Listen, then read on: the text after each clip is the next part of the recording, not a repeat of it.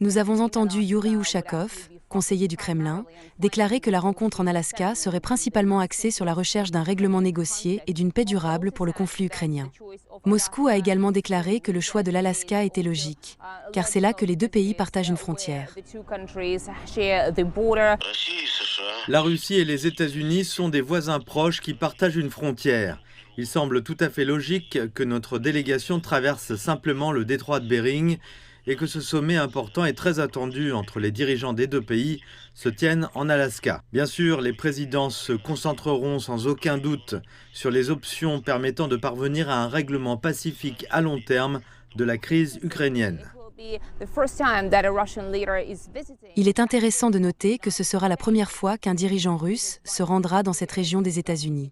Nous avons déjà vu des dirigeants soviétiques se rendre aux États-Unis, mais jamais en Alaska.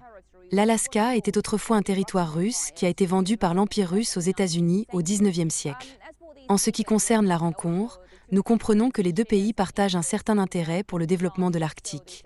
Cela signifie donc que les deux dirigeants discuteront des relations bilatérales, du partenariat stratégique et de la coopération entre Moscou et Washington. Et bien sûr, du développement de cette nouvelle région. Il ne fait aucun doute que Moscou place beaucoup d'espoir dans cette rencontre, affirmant que les paramètres et la logistique de cette réunion devront être soigneusement élaborés au cours des prochains jours, ce qui sera un travail très minutieux et très difficile. Dans le même temps, si vous interrogez les Russes, ils ont évidemment beaucoup d'espoir pour cette rencontre, mais ils sont également sceptiques, car ils savent que la question est très complexe et qu'une seule rencontre ne suffira pas. Il est intéressant de noter que le Kremlin a laissé entendre qu'il avait invité le président américain Donald Trump à se rendre en Russie.